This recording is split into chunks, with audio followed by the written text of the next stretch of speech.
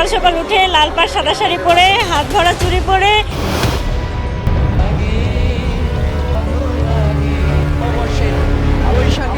অংশ নিয়েছেন হাজার।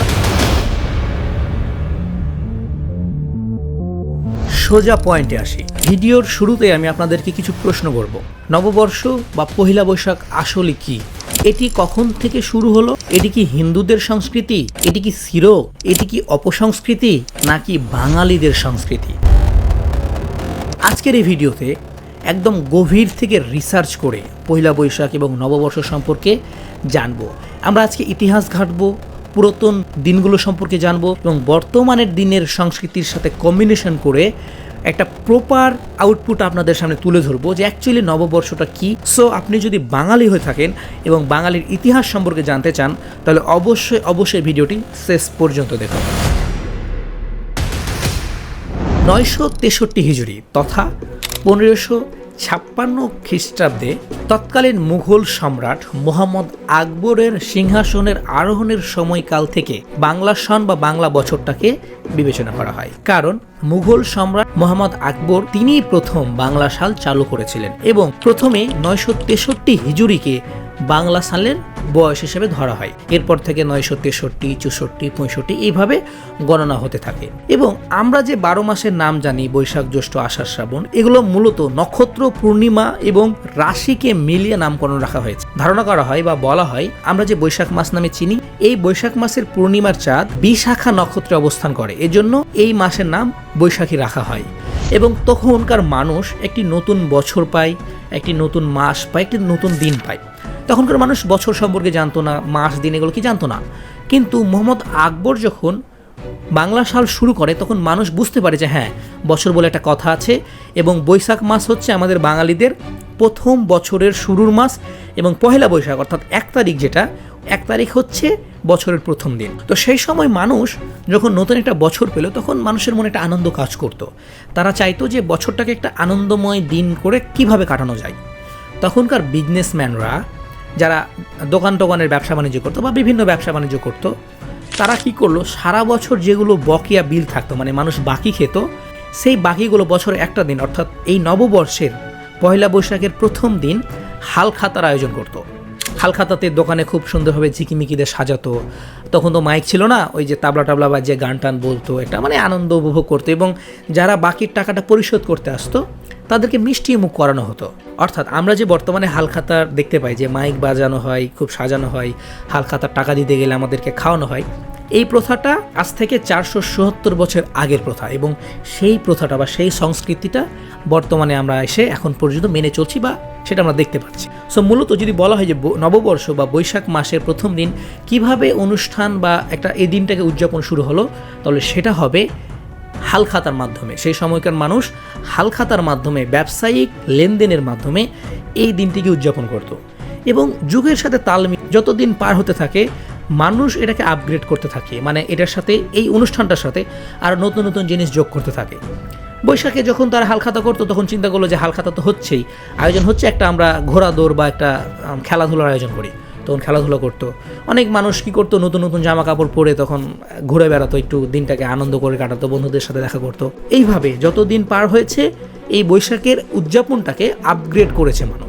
এবং সেই সময়কার মানুষ এইভাবে বাংলার সালের নতুন বছরকে পহেলা বৈশাখকে আনন্দের সাথে উদযাপন করত। কিন্তু প্রশ্ন হচ্ছে বর্তমানে এসে ইংরেজি 2026 সাল এবং বাংলার 1433 অর্থাৎ 477 বছর পরে এসে আমরা যে সকালবেলা পান্তা ও ইলিশ খাই, রমনা বটমূলে বসে ঢোল টাবলা বাজাই, শোভাযাত্রা করি, বিভিন্ন হুচুং পেঁচা বিলাই টিলাই বা বিভিন্ন রাক্ষসের ছবি আঁকিয়ে রাস্তায় নামি, এই সকল সংস্কৃতি বা প্রথা কোথা থেকে আসলো, এগুলো কতটুকু যৌক্তিক কতটুকু অযৌক্তিক, সেই সকল বিষয় এখন তুলে ধরার চেষ্টা করব। প্রথমে আসি পান্তা ও ইলিশ খাওয়ার পেছনের কাহিনী। নববর্ষের উদযাপনটা নর্মালি আগে পালন করা হতো, বাট 80-র দশক থেকে, মানে একজন সাংবাদিক বোরহান উদ্দিন তিনি প্রথমে চিন্তা করলেন যে আমাদের গ্রামের কৃষকরা সকালবেলা পান্তা ভাত খেয়ে তাদের সকালটা শুরু করেন।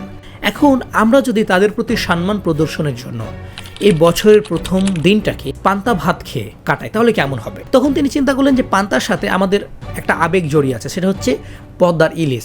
তো পান্তার সাথে যদি আমরা পদ্মার ইলিশ যোগ করি তাহলে কেমন হবে।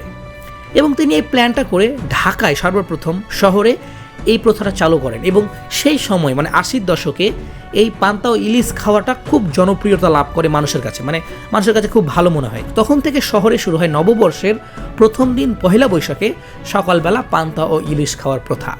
তখন থেকে বিভিন্ন সংবাদ মাধ্যমে আমরা টিভিতে বসে গ্রামের মানুষ দেখতে পাই যে হ্যাঁ, শহরে পান্তা ভাত ইলিশ খাচ্ছে, মানুষ সেজেগুজে ঘুরতে যাচ্ছে, এবং সেটা আস্তে আস্তে ধীরে ধীরে গ্রামের মধ্যে সঞ্চালন হতে থাকে। সো আমরা যে মাছে ভাতে বাঙালি, কৃষকরা যে সকালবেলা পান্তা ভাত খেয়ে তাদের সকাল শুরু করে, এই সংস্কৃতিটাকে, এই ঐতিহ্যটাকে ধরে রাখার জন্য বোরহান উদ্দিন সাংবাদিক এই পান্তা ভাত এবং ইলিশ সংস্কৃতিটা চালু করেছিলেন এবং এর জনপ্রিয়তা বৃদ্ধি পাওয়ার ফলে এখন পর্যন্ত এটি সেরা স্থানে দখল করে আছে। এটা না কোনো হিন্দুদের প্রথা, না এটা কোনো শিরকি করা।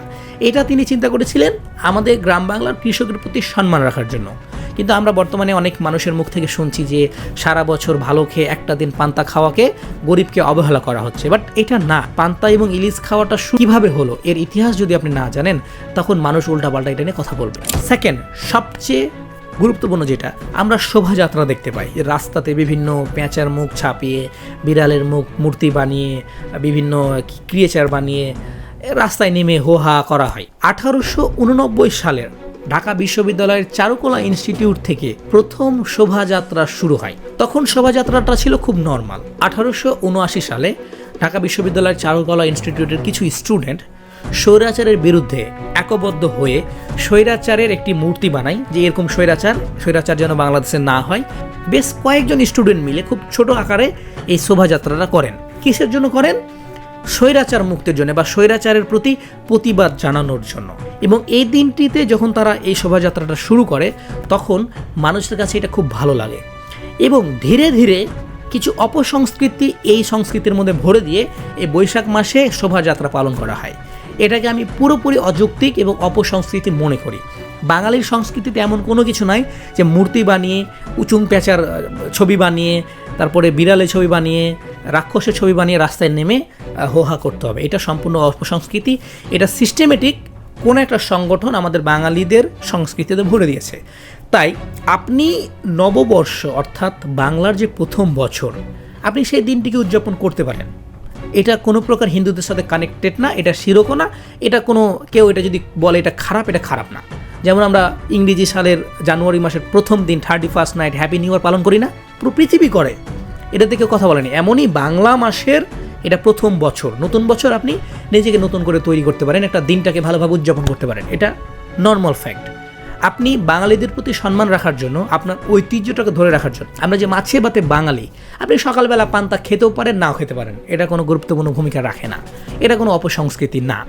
বাট শোভাযাত্রা, যেটা রাস্তায় নেমে বেহায়াপনা করা হয়, রাস্তায় নেমে বিভিন্ন মূর্তি নামিয়ে হোহা করা হয়, এটা সম্পূর্ণ হিন্দুদের সংস্কৃতি, এটা সম্পূর্ণ অপসংস্কৃতি। বাঙালির ইতিহাসে এমন কোনো সংস্কৃতি নাই যে মূর্তি বানিয়ে রাস্তায় নেমে এমন কিছু করতে হবে। সো বন্ধুরা, এই হচ্ছে নববর্ষের কাহিনী, এই হচ্ছে পহেলা বৈশাখের ইতিহাস। আমরা পহেলা বৈশাখ পালন করব, তবে বাঙালিদের সংস্কৃতিটাকে বুঝে।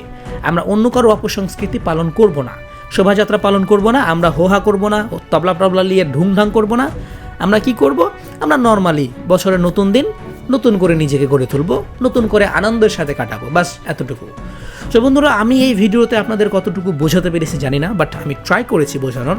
সো আপনারা যদি আমার ভিডিওটি একটু হলেও বুঝতে পারেন বা আপনাদের কাছে ভালো লাগে, তথ্যবহুল মনে হয়, অবশ্যই ভিডিওটি শেয়ার করবেন। আর হ্যাঁ, আমাদের চ্যানেলটিকে সাবস্ক্রাইব করতে কখনোই ভুলবেন না।